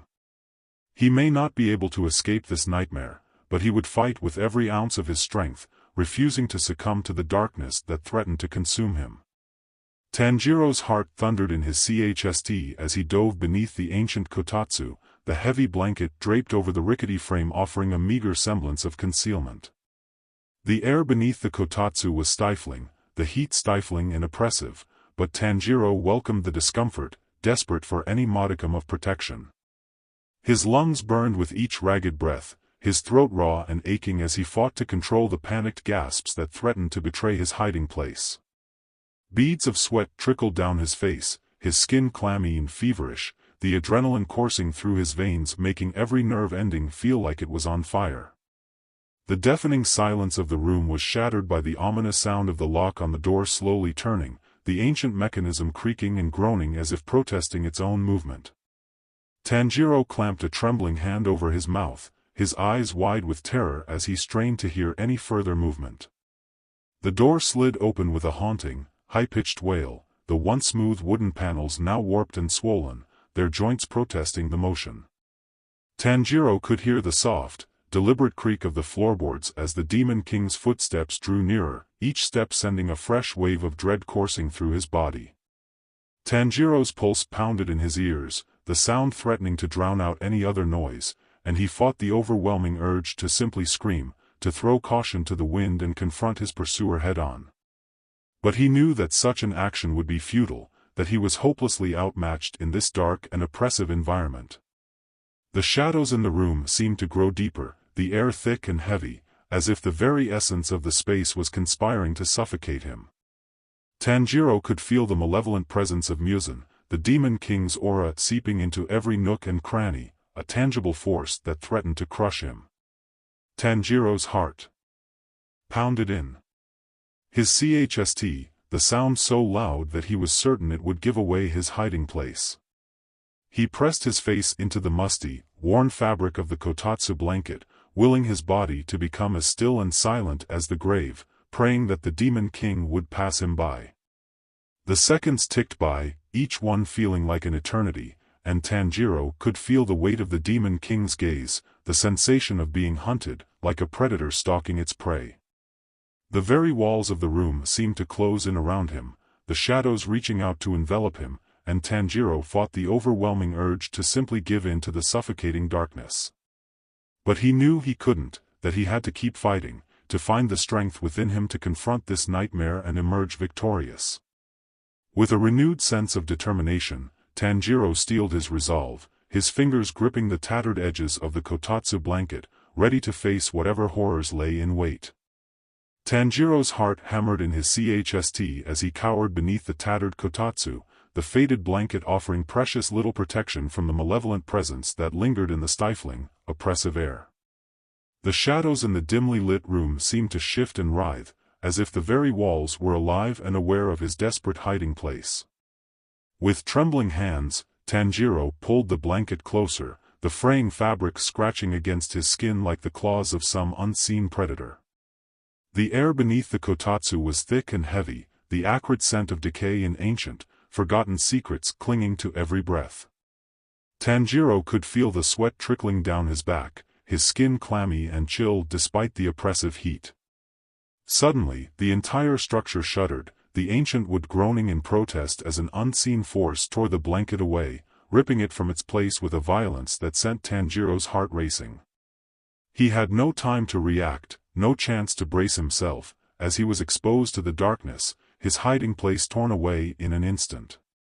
Tanjiro burst from beneath the kotatsu, his legs pumping furiously as he fled the room, his checkered haori flapping wildly behind him. He could hear the deafening silence, broken only by the soft, mocking laughter that echoed through the hallway, a sound that seemed to burrow into his very soul, filling him with a dread so profound that it threatened to paralyze him. Tanjiro didn't dare look back, his mind consumed by a single, primal instinct, survival. He ran, his lungs burning, his muscles aching, as he sought to put as much distance between himself and the malevolent presence that had shattered his hiding place. But even as he fled, Tanjiro knew that he could not escape. The Demon King's grip was relentless, his reach extending far beyond the confines of that dim, foreboding room. Tanjiro could feel the weight of Muzan's gaze upon him, a tangible force that seemed to sap the very strength from his limbs. The air around him grew thick and cloying, the shadows deepening as if the very fabric of reality was bending to the Demon King's will. Tanjiro could feel the darkness closing in, the oppressive sensation of being hunted, like a helpless animal trapped in the jaws of a predator. His mind raced, desperately searching for some means of escape, some way to confront this nightmare and emerge victorious. But the fear that gripped him was all-consuming, a paralyzing terror that threatened to consume him, body and soul. Tanjiro knew that he could not hide, that he could not run. Muzan's power was absolute, his reach limitless against Tanjiro's very limited dying stamina. Tanjiro's heart raced as he fled down the winding corridors, the shadows around him seeming to close in with every desperate step. The air was thick and cloying, the stench of decay and ancient, unspeakable horrors clinging to every breath. He could feel Muzan's presence, a malevolent force that seemed to seep into his very bones, sapping his strength and filling him with a dread so profound that it threatened to consume him. As Tanjiro ran, his eyes darted frantically, searching for any possible means of escape. But the hallways seemed to stretch on endlessly, the darkness closing in around him like the jaws of some monstrous predator. Suddenly, a glimmer of blue caught his eye, and Tanjiro's gaze was drawn to a vast, shimmering lake below. The water was as clear as crystal, reflecting the dark, foreboding sky above, and Tanjiro felt a desperate hope flare within him. Without a moment's hesitation, Tanjiro rushed to the railing, his fingers gripping the weathered wood with white-knuckled intensity. He knew the jump would be a risk, a gamble with his very life, but the alternative was worse, to be captured, to be subjected to the Demon King's unspeakable tortures. Tanjiro took a deep, shuddering breath, his gaze fixed on the beckoning waters below. He knew that if he failed, if he misjudged the distance or struck the surface wrong, the impact would be nothing short of devastating. But he had no choice, it was this or certain death at the hands of Muzan and his minions. With a silent prayer to his ancestors, Tanjiro steeled himself and leapt over the railing, his body hurtling through the air in a terrifying freefall. The rushing wind roared in his ears, and for a moment, time seemed to slow, the world around him frozen in a surreal, nightmarish tableau. The water rushed up to meet him, and Tanjiro braced himself, curling his body into a tight ball as he plunged into the frigid depths. The impact was bone-shattering, the water feeling like solid stone as it slammed into him. Tanjiro gasped in agony, the air forced from his lungs, and he felt the sickening pop coming from his shoulder as his body was battered by the unyielding force of the water. Disoriented and in agonizing pain, Tanjiro struggled to orient himself, his limbs flailing uselessly as he fought to reach the surface. He could feel the cold, dark water closing in around him, the pressure building as he sank deeper, and a primal terror gripped him, the knowledge that he was trapped, drowning, as the Demon King's laughter echoed in his ears. With a final, desperate surge of strength, Tanjiro pushed himself upward, his lungs burning, his vision darkening as he broke the surface, gulping in great, ragged breaths. The pain was excruciating, but he forced himself to swim, to put as much distance between himself and the darkness that lurked beneath the waves. As he reached the shore, Tanjiro collapsed onto the soft, mossy ground, his body racked with agony and exhaustion. But he knew that he could not rest, that the Demon King would not be denied. With a grim determination, Tanjiro pulled himself to his feet, his eyes hardening with resolve as he set his sights on the pagoda, a beacon of hope in the endless sea of darkness that threatened to swallow him whole. Tanjiro's heart thundered in his chest, a primal fear gripping him as the Demon King's icy fingers wrapped around the back of his hair, yanking him mercilessly back towards the churning, black waters. The futility of his struggles only amplified the overwhelming terror coursing through him. He knew, deep down, that he was utterly powerless against Muzan's inhuman strength. He was pinned against the rocky bed of the lake, Muzan's hand gripped his tan throat, pinning him under the blue waters. Yet, he thrashed and fought with every ounce of his rapidly dwindling energy, his dislocated arm hanging uselessly at his side as he clawed and scratched at the demon's unyielding grip. Tanjiro's nails tore at the pale, skeletal flesh, drawing thin rivulets of blood that did nothing to deter Muzan's relentless assault. The frigid waters swallowed him once more, the darkness pressing in, suffocating him. Tanjiro's eyes were wild, desperate, as he stared up at the blurred, ghostly visage of the Demon King, a twisted smile curving his lips. Tanjiro's lungs burned, his throat raw and aching as he fought against the urge to draw in a desperate, drowning gasp. He shook his head frantically, his muscles straining, but Muzan's grip was unbreakable, a vice that held him firmly beneath the surface. Tanjiro's vision began to blur, darkness creeping in at the edges as the lack of oxygen took its toll.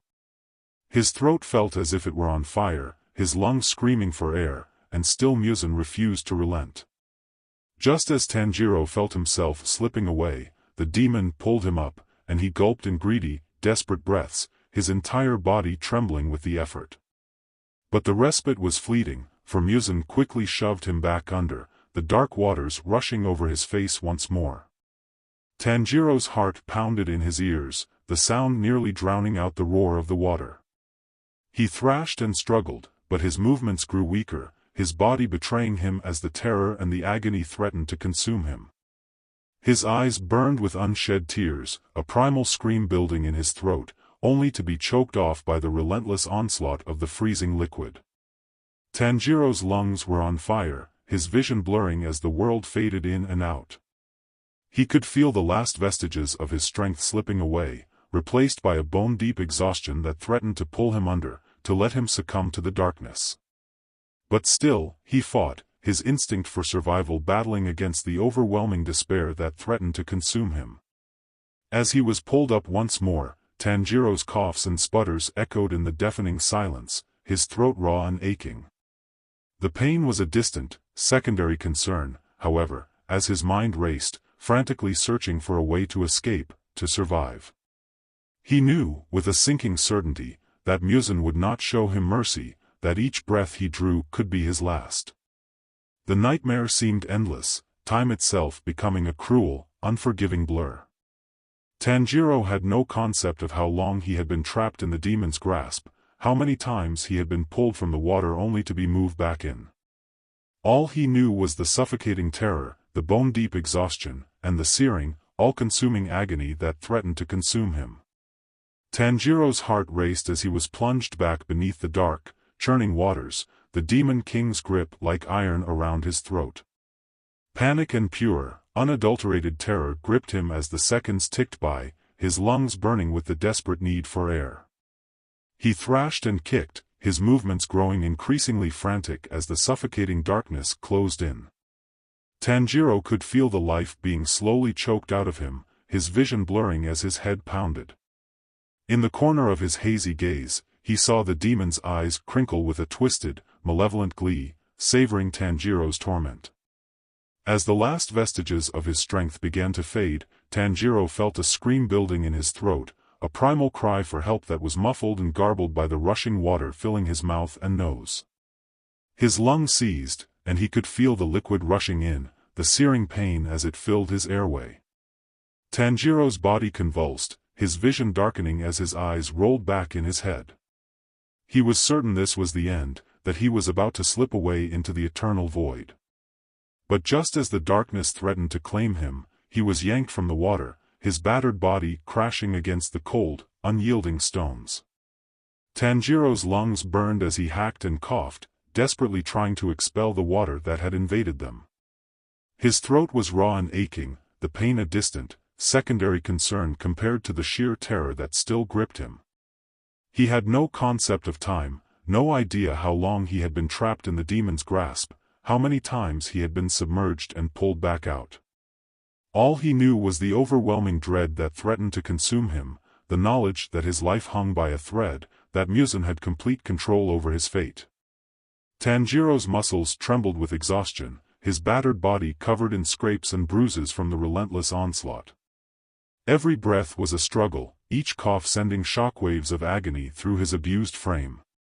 Yet, even as he lay there, gasping for air, Tanjiro's mind raced, desperately searching for a way to escape, to survive. He couldn't give in, couldn't let the demon win.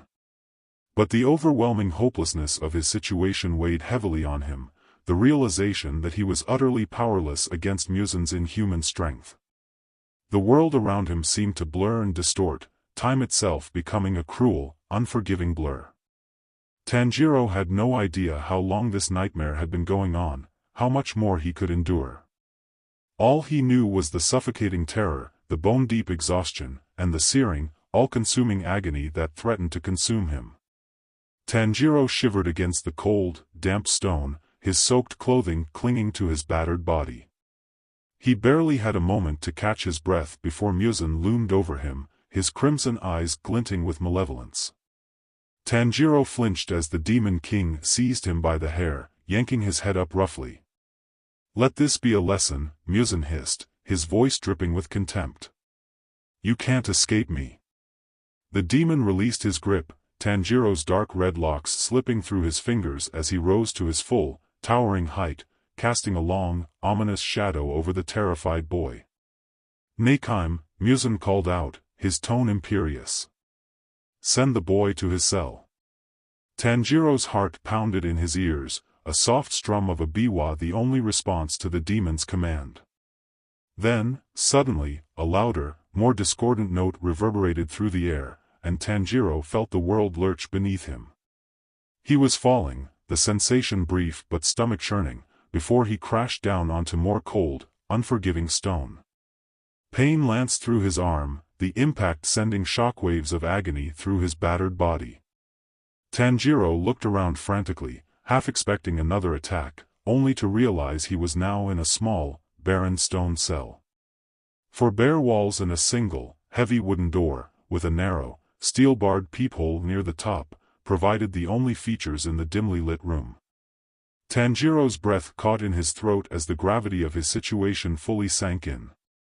Trapped, alone, at the mercy of Muzan and his demonic minions.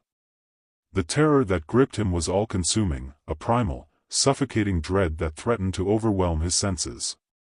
He wanted to scream, to cry out for help, but the words died in his throat, his voice reduced to a whimper. Tanjiro curled in on himself, ignoring the pain that lanced through his body, desperate to find even the slightest measure of comfort in the cold, unforgiving darkness that now surrounded him. Tanjiro's shivering intensified as he curled in on himself, the cold seeping into his bones through his soaked, clinging clothing. His dislocated arm throbbed with a dull, agonizing pain, the joint having been wrenched mercilessly during his fall.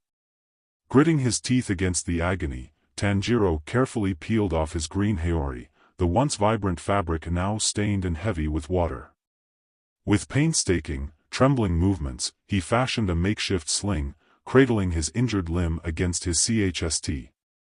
As he finished securing the crude bandage, a crushing silence settled over the small cell, broken only by the faint, wavering flicker of distant torchlight.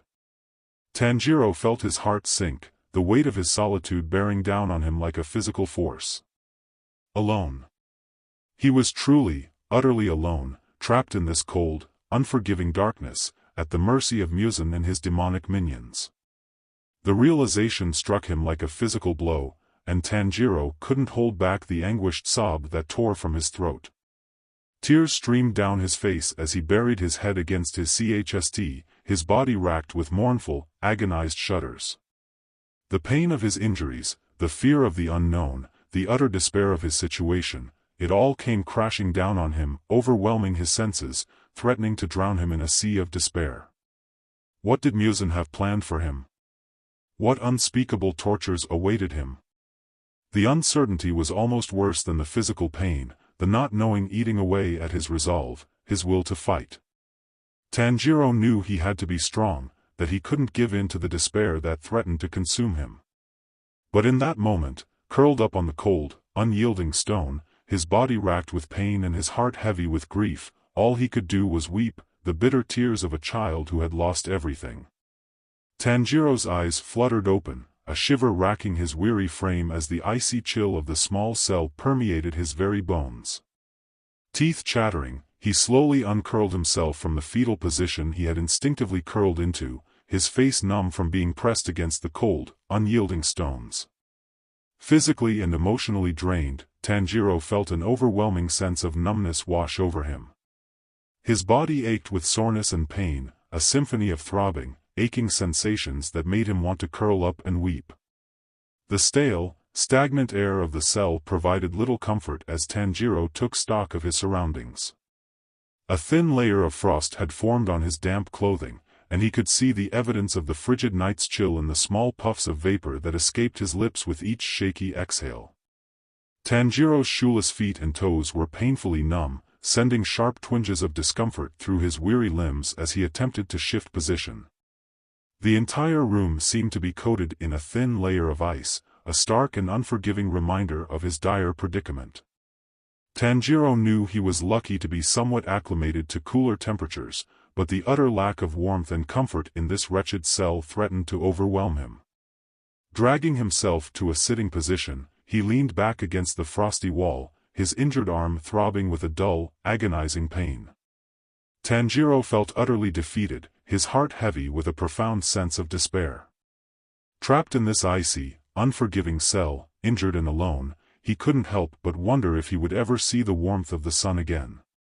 The uncertainty of his fate weighed on him like a physical burden, threatening to crush the last vestiges of his resolve. As tears threatened to spill from his eyes, Tanjiro sked in a shuddering breath, determined to cling to the sliver of hope that still flickered within him. He couldn't give in to the darkness, not when there were still people he needed to protect, a mission he had sworn to see through.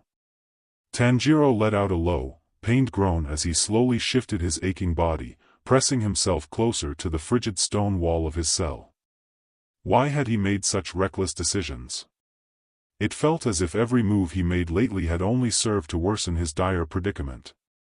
First, there was the incident with Nezuko. Despite her being safely contained in her wooden box, he had foolishly put himself in harm's way, diving into the raging landslide in a desperate attempt to reach her. What had he been thinking? Nezuko was a demon, and the box would have kept her afloat, yet his misguided attempt to save her had only landed him in this nightmarish situation. Next, there was the ill-fated confrontation with the lower two. Tanjiro's memories of that encounter were hazy and disjointed, the adrenaline and chaos of the battle, or what is even a battle, having blurred the details in his mind. Had he even managed to land a single blow, or had he been utterly outmatched from the start?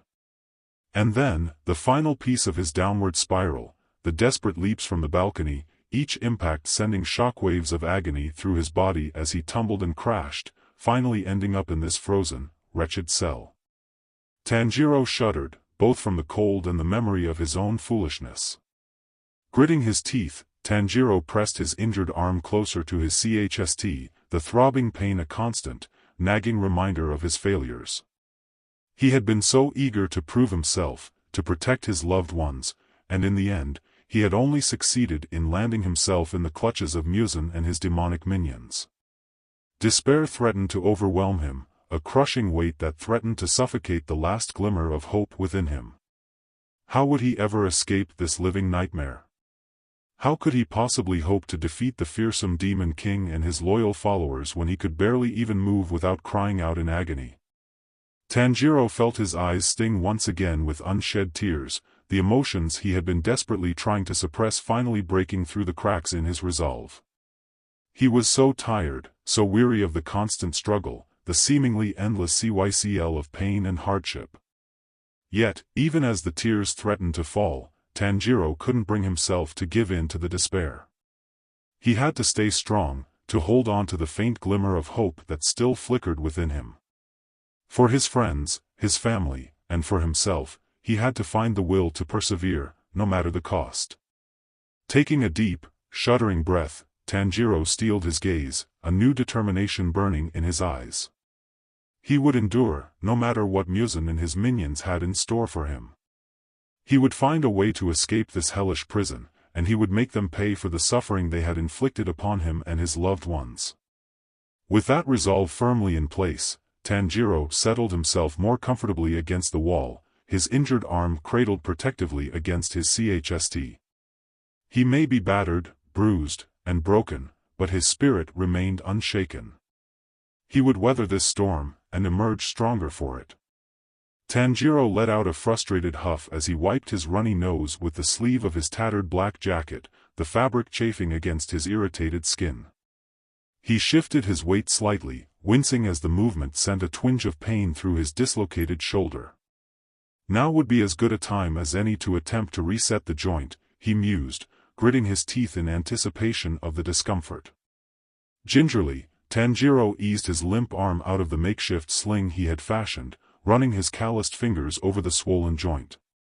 It didn't feel too badly out of place, he noted with a faint glimmer of hope. Steeling himself, he gripped the shoulder tightly and, in one swift motion, yanked the joint back into its proper position. A sharp, searing pain shot up his arm, and Tanjiro couldn't help but let out a guttural groan as the bone slid back into the socket. He slumped against the cold, damp wall of his cell, waiting for the agony to subside. After a few agonizing moments, the worst of the pain began to recede, and Tanjiro carefully rotated his shoulder, testing the range of motion. The joint seemed to have been set properly, though the area was heavily bruised and still throbbed with a dull ache. With a weary sigh, Tanjiro slid his arm back into the makeshift sling, the familiar weight providing a measure of stability and relief. At least now he wouldn't have to worry about further injuring the shoulder as it began to heal. Tanjiro's brow furrowed as he took stock of his other injuries, the cuts and scrapes from his desperate leap off the balcony, the lingering soreness in his muscles from the battle with nature and her destructive tendencies. His body felt battered and broken, a testament to the trials he had endured, but Tanjiro refused to let the pain and exhaustion consume him.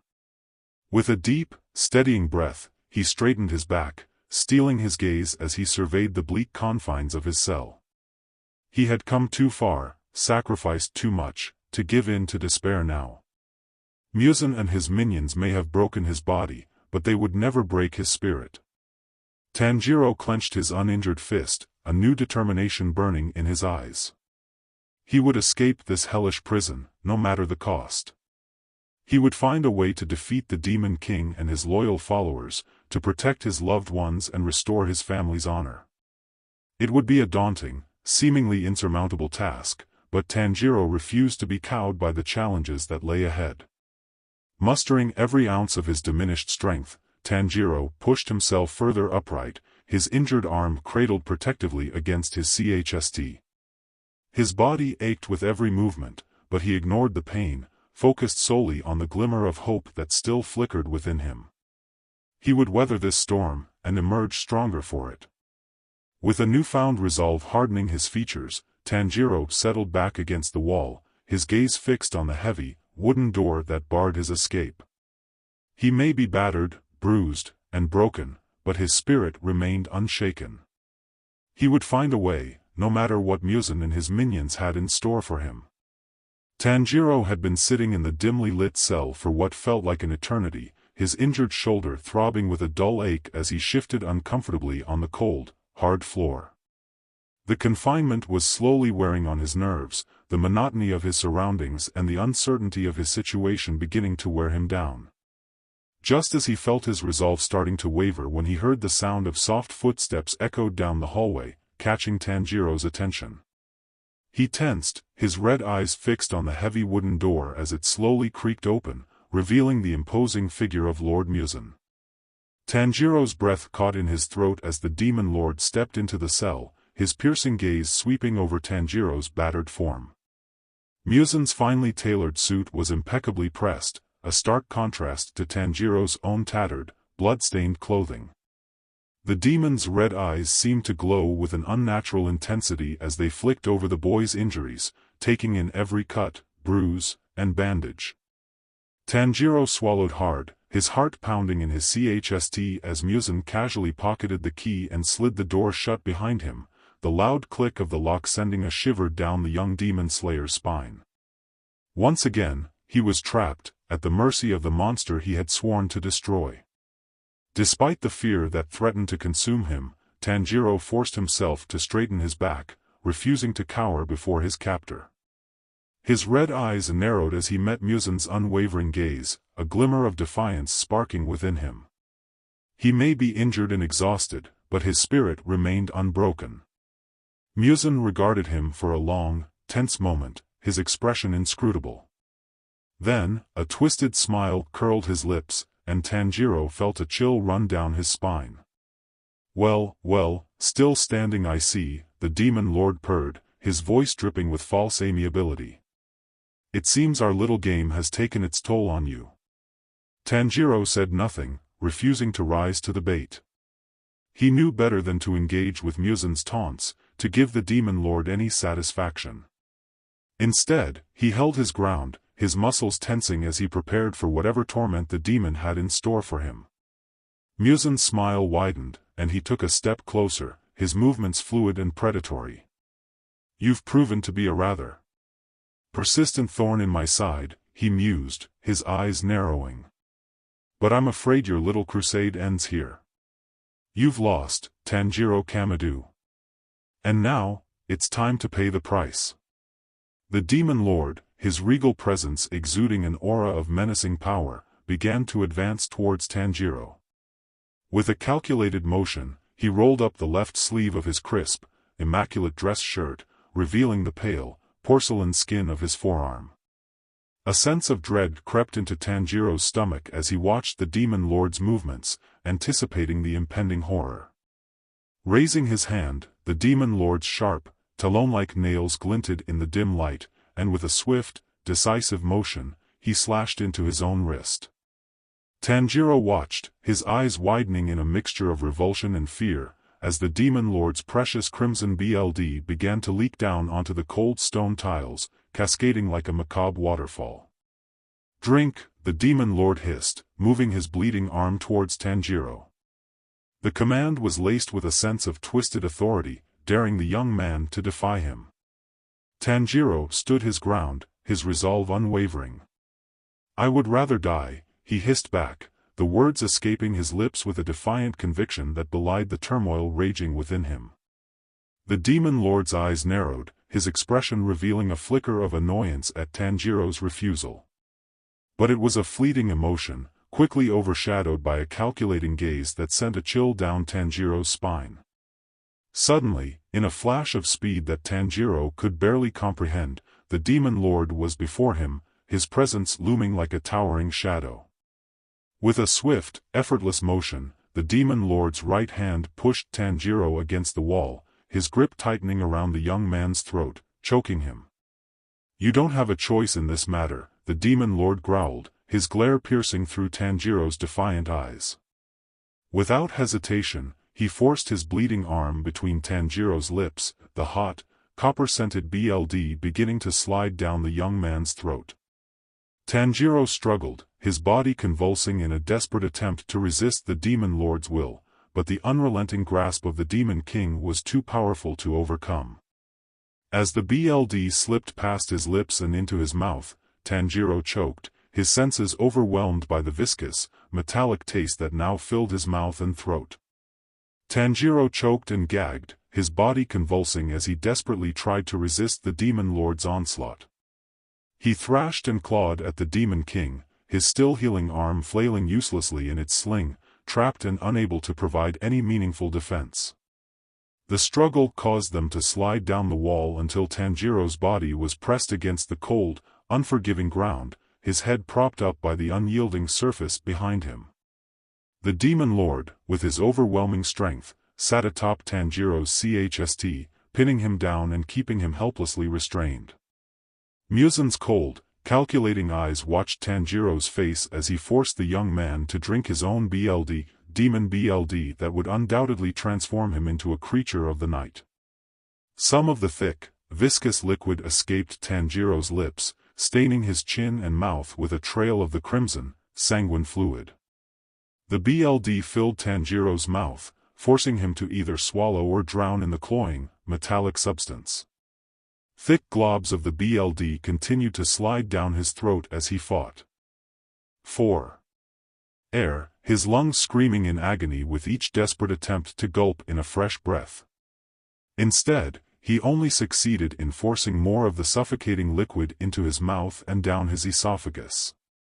Tanjiro tried to yell, to plead with the demon lord to stop this horrific ordeal, but his cries were muffled and muted, the BLD pouring into his open mouth and preventing any coherent words from escaping. Each attempt to speak only resulted in more of the thick, coagulating fluid filling his ORL cavity, threatening to overwhelm him completely. The fear and revulsion etched onto Tanjiro's face were palpable, his eyes wide with terror as he faced the grim reality of his transformation into a demon, a fate worse than death itself. The more the thick liquid entered his body, the more likely he would turn into a demon. Tanjiro's heart pounded with unbridled terror at the prospect of succumbing to the demonic curse, a fate worse than death itself. The very thought of becoming one of the monstrosities he had sworn to destroy sent chills down his spine and caused bile to rise in his throat. As the thick, viscous BLD of the Demon King seeped past his lips, Tanjiro felt a sickening sensation of dread and revulsion wash over him. He couldn't allow this to happen, not when his sister Nezuko still needed to be cured of her own demonic transformation. Mustering every ounce of his waning strength, Tanjiro began to thrash and kick, his body writhing in a desperate attempt to dislodge the oppressive weight of the demon lord from his chst. Tanjiro's teeth sank into Muzan's arm, eliciting a growl of annoyance from the powerful creature. But this only served to make the situation more dire, as more of the corrupted, crimson fluid gushed into Tanjiro's mouth, the metallic taste and cloying texture threatening to overwhelm him. Tears streamed down Tanjiro's face as his wide, terrified eyes locked onto Muzan's chilling gaze. The sheer terror coursing through him was palpable, and he continued to struggle against the inevitable, his body racked with desperation and dread. Suddenly, the weight on Tanjiro's chst lifted, and the demon lord released him. Tanjiro immediately sat up, his stomach churning with unbearable nausea. Tanjiro's body convulsed violently as the thick, viscous BLD of the Demon King making him sick, the metallic taste and cloying texture threatening to overwhelm him. He coughed and gagged, his stomach twisting and churning in a desperate attempt to expel the corrupted fluid from his system.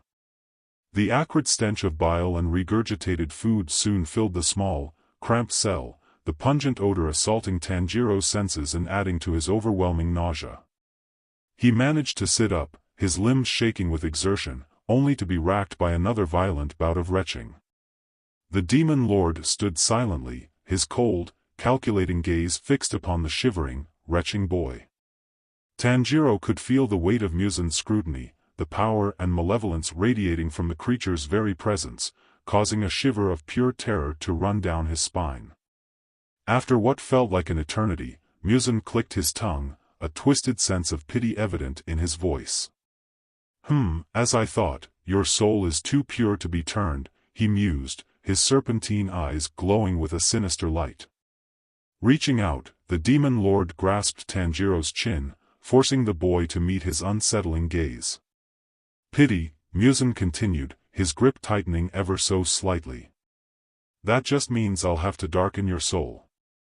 The words were spoken in a tone that sent a chill down Tanjiro's spine, the ominous implication sending a wave of pure dread coursing through his trembling body.